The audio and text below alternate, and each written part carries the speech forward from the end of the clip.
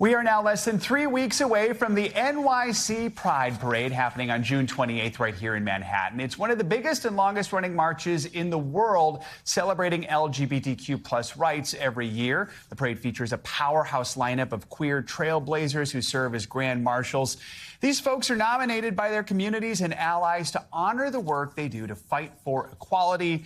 Our next guest is one of this year's Grand Marshals for NYC Pride, Peppermint. You might know her from a little show called RuPaul's Drag Race, where she was an international fan favorite and the first openly trans contestant on the show.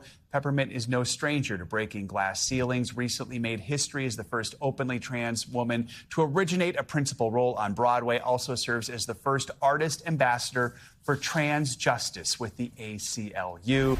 The icon herself is here in studio with me. Peppermint, thanks so much for being here. Happy Pride. Happy Pride. Welcome to our big gay apartment here that we have all set up for you. All right, so we have some beverages. We're going to get to that in a moment. Okay. Before we drink the tea, let's spill the tea a little bit here. Does spill that that sound tea, good? darling. Right. Tea party. When you found out you were going to be one of the Grand Marshals, what was your reaction? What did that mean to you? I was over the moon. I've done the parade several times over the years. Yeah. New York City Pride, there's nothing like it. But getting a chance to be a Grand Marshal, carrying the legacy and being at the front of the parade, it's a dream come true because it's an opportunity to really highlight the needs of the trans community. Each of the Grand Marshals is asked to work together with a charity group, and so we have the opportunity to sort of focus on something. Let's talk more about that because you're working with GLAAD and also the Advocates for Trans Equality. And I know one of the issues that you're focused on right now is fair housing for the LGBTQ plus community. That's really important right now, right? 100%. I mean, I think a lot of people hear about trans issues and they think it feels maybe foreign to them because they maybe don't know someone who's personally trans. But at the end of the day, all the things that the trans community wants are the same thing that everybody else wants. Access to housing, healthcare, the ability to make their own decisions about their own bodies, and health and safety. You know. Yeah, we've seen so much anti-LGBTQ legislation over the past few years. Do you feel Pride has taken on a new or different meaning over the past few years? Maybe less of a focus on the party and more of a focus on what really started Pride at Stonewall more than 50 years ago? Back to our roots, absolutely. I mean, Pride started as what people say, the slogan is Pride was a riot, you know, because it's inspired by the Stonewall riots, who in 1969, police came and raided the legendary Stonewall Bar, Stonewall Inn, which is now a national monument. And, you know, the community fought back. And that was the beginning of the Pride, what we would call the Pride Parade. Every single year we've done it to commemorate that moment. And Marsha P. Johnson, along with Sylvia Rivera, were both there as two trans women who were leading the charge. And so this year, the theme of Pride is for all of us, which is inspired by a Marsha P. Johnson quote.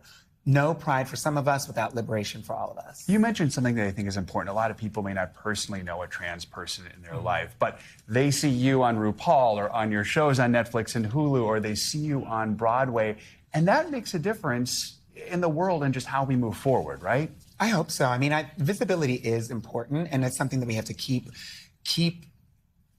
up with, but at the same time, we also have to really focus on the quality of life issues that the trans community are facing, the threats. You know, right now, next week, I think we're getting ready to hear from the Supreme Court 3 determinations or 3 decisions.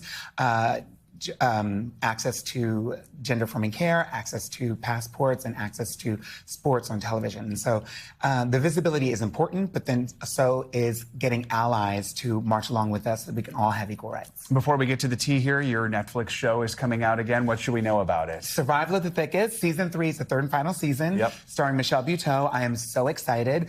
July 2nd is when it drops, all 8 episodes. What do we need to know about the tea here? You were kind enough to bring us a little morning beverage. A summer beverage. This is called Peppermint's Transcendence. Love I it. partnered with Moody Teas, which is a small queer-owned tea company, and a portion of it's a deep blue vanilla mint tea, and a portion of every sale goes to Advocates for Trans Equality. How'd you come up with this idea? Well, I knew I didn't want to do like a T-shirt or something weird. I wanted to do something refreshing. You know, I am Peppermint, and so. Having this tea, I think it speaks to me. It speaks to my flavor and style, but also It focuses on Advocates for Trans Equality, which is a trans-led national organization that focuses on quality of life issues, passports, identification, healthcare, the things that trans people need. We'll talk about where we're at right now in that moment. What are some of the biggest challenges, the biggest shifts you've seen, even in just the last couple of years with what the trans community is facing, and what do you think are the solutions to try and help get over those things? I think we've seen over the past few years people starting to get familiar with the idea maybe of someone who's trans, but ultimately we've seen a pushback, obviously led by this current administration federally, and we're seeing all types of rights and sort of access to different things being rolled back, everything from healthcare to housing, as we said, and that's detrimental. If somebody doesn't have healthcare and housing and physical safety, then it's really tough to live. And so I think the important thing is that people understand that trans people are just like everybody else. We are human beings. We want the same things that everybody else wants.